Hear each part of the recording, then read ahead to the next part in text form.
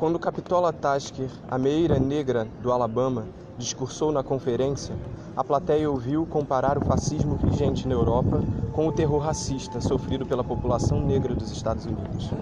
Descrevendo de modo vívido os assassinatos praticados por gangues no Sul, ela colocou as delegadas presentes a par da violenta repressão dirigida contra as meeiras e os meeiros do Alabama, que tentavam se organizar. Segundo Capitola Tasker, sua oposição pessoal ao fascismo era tão profunda porque ela mesma já havia sido vítima dos terríveis danos causados por ele. Concluiu seu discurso com a canção dos meeiros, que adaptou à ocasião.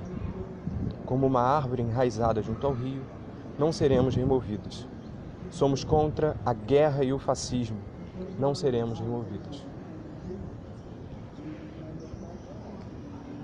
Fecha aí.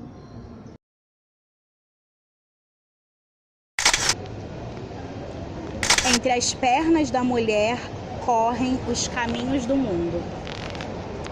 No princípio de tudo, homens e mulheres viviam em mundos separados pelos montes Namuli. As mulheres usavam tecnologias avançadas, até tinham barcos de pesca, dominavam os mistérios da natureza e tudo. Eram tão puras, mais puras que as crianças numa creche. Eram poderosas, dominavam o fogo e a trovoada. Tinham já descoberto o fogo. Os homens ainda eram selvagens, comiam carne crua e alimentavam-se de raízes. Eram canibais e infelizes.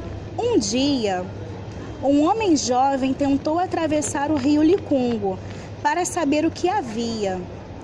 Ia afogar-se quando aparece a linda jovem, sua salvadora, que meteu o homem no seu barco. Como houvesse frio, a jovem tentou reanimar o moribundo com o calor do seu corpo.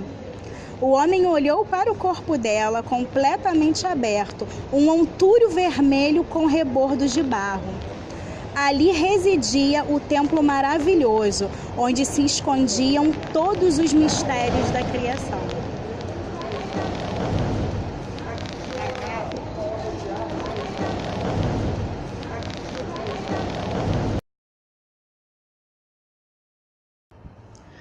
Fragmento 2. Quando cresci, o prazer me tomou pelas mãos e me distraiu com os seus inúmeros artifícios. Experimentei suspiros, cheiros e sabores, deleites de muitas camas, lugares e pessoas, um corpo no mundo.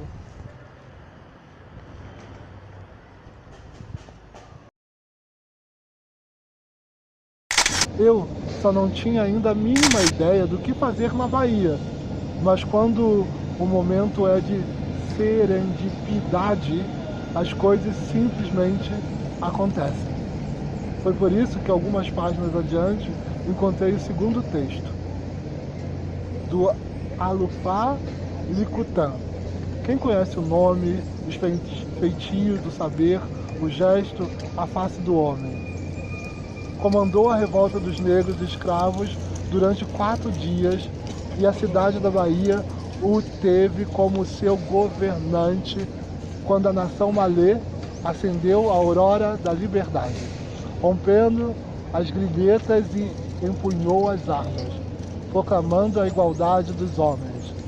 Não sei de história de luta mais bela do que a do povo malê, nem de revolta reprimida com tanta violência. A nação malê não era apenas a mais culta entre quantas forneceram mercadorias humanas para o tráfico repugnante. Em verdade, os escravos providos desta nação alcançavam os preços mais altos, sendo não só os mais caros, também os mais disputados. Serviam de professores para os filhos dos colonos, estabeleciam as contas dos senhores, escreviam as cartas das iaiás. Intelectualmente estavam bem acima da parca instrução dos lusos condes e barões, assinalados e analfabetos, ou da malta de bandidos degradados da longínqua colônia. O mais culto dos malês era o Alufá Licutã.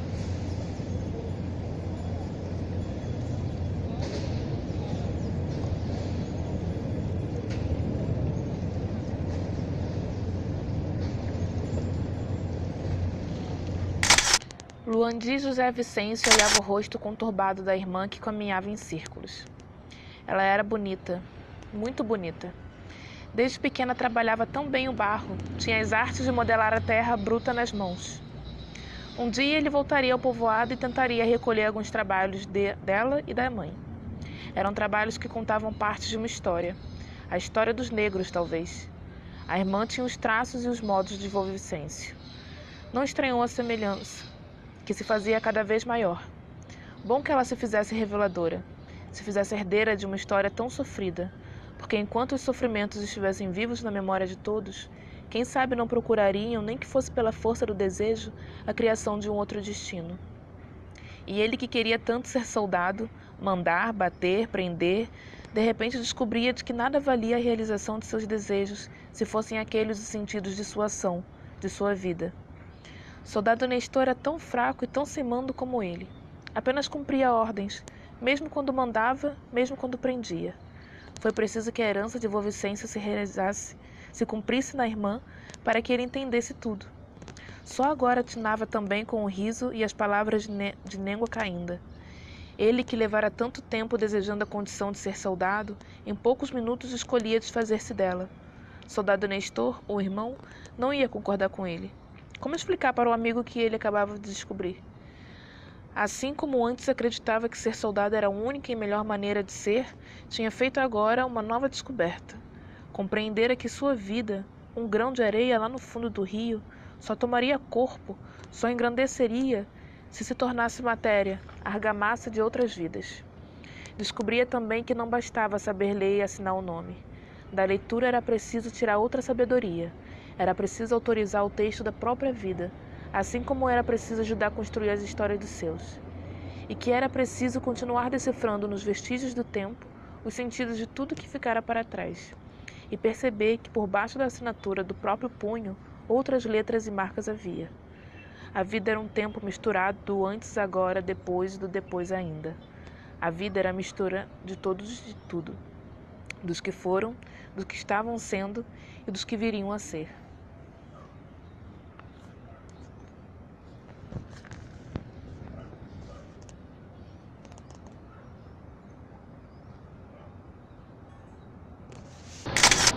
Ainda segundo Quilomba, o medo branco em não ouvir o que o sujeito negro pode eventualmente revelar pode ser articulado com uma noção freudiana da repressão, no sentido de afastar algo e mantê-lo à distância da consciência.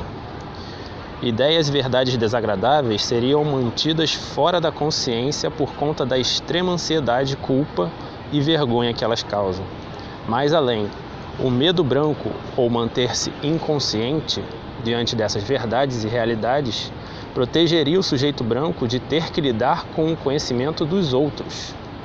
A autora segue afirmando que, uma vez confrontado com os segredos coletivos e verdades desagradáveis da história muito suja, os sujeitos brancos geralmente argumentariam não saber, não conhecer, não lembrar, não acreditar ou não ter sido convencido. Essas expressões seriam parte desse processo de repressão de manter essas verdades esquecidas.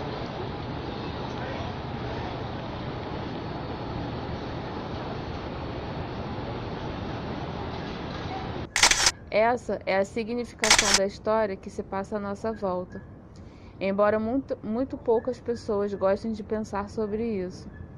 Se eu tivesse informado aquela mulher que, quando ela empurrou meu filho, estava agindo de acordo com uma tradição que considera certos corpos como inferiores, sua resposta provavelmente teria sido: eu não sou racista. Ou talvez não. Mas minha experiência nesse mundo me diz que as pessoas que se acreditam brancas são obcecadas com a política de sua inocentação pessoal. E a palavra racista para elas evoca senão um parvo cuspidor de tabaco, ou então algo tão fantástico quanto um orc, um troll ou uma górgona. E Femelu ainda estava olhando, espantada para o seu cabelo. O que ela tinha feito? Parecia inacabada, como se o próprio cabelo curto e espetado estivesse pedindo atenção, pedindo que algo fosse feito com ele, pedindo mais. Depois que o Bui foi embora, ela foi à farmácia com o boné de Kurt enfiado na cabeça. Comprou óleos e géis, aplicando um depois do outro, primeiro no cabelo molhado e depois no seco, desejando que um milagre indefinido acontecesse. Alguma coisa, qualquer coisa que fizesse com seu cabelo parecer cabelo. Pensou em comprar uma peruca, mas as perucas traziam ansiedade, a probabilidade sempre presente de saírem voando. Pensou no texturizador para soltar os cachinhos crespos, esticar um pouco o pichain. Mas texturizador, na verdade, era relaxante, só mais suave. E ela ainda teria de evitar a chuva.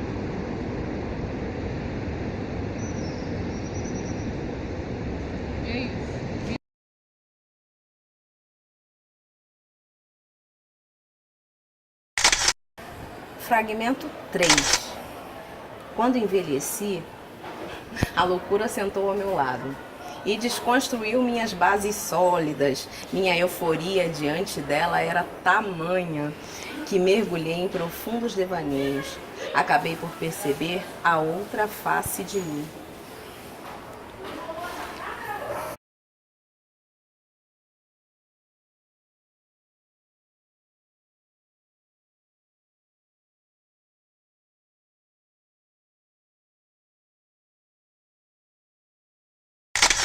Tudo quanto eu encontro no lixo, eu cato para vender. Dei 13 cruzeiros. Fiquei pensando que precisava comprar pão, sabão e leite para Vera Eunice. E os 13 cruzeiros não dava. Cheguei em casa, aliás, no meu barracão, nervosa e exausta. Pensei na vida atribulada que eu levo. Cato papel, lavo roupa para 2 jovens, permaneço na rua o dia inteiro e estou sempre em falta. A Vera não tem sapatos e ela não gosta de andar descalço. Faz 2 anos que Faz uns 2 anos que eu pretendo comprar uma máquina de moer carne e uma máquina de costura.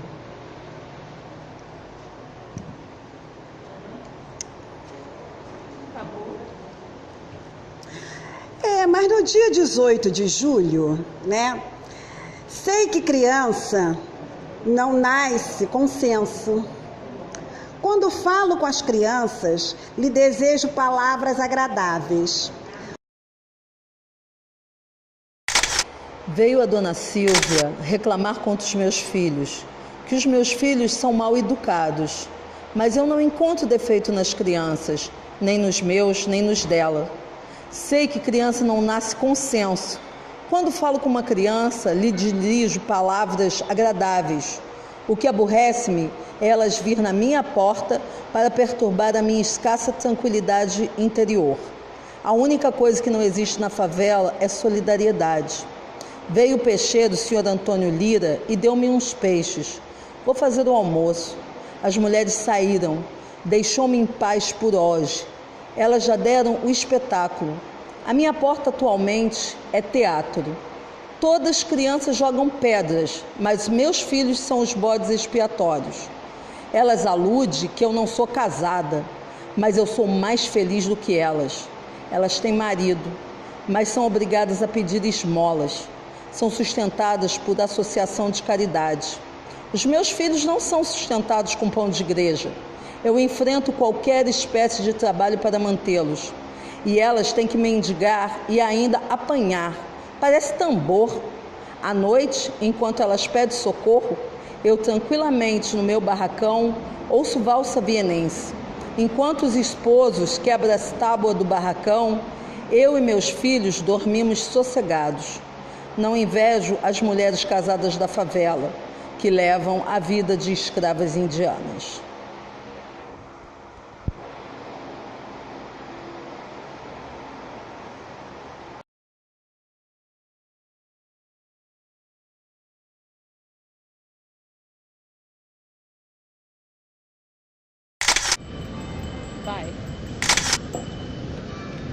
Eu deixo vocês com um apelo. Encontrem os caminhos e os meios de abrir os impulsos criativos que habilitem os negros individualmente, as nações negras e as organizações de tais nações a reconquistar o controle de seus destinos. Somente assim poderá nosso povo contribuir novamente com a sua cota ao progresso humano e somente assim poderão eles obter sua justa parte dos recursos do mundo.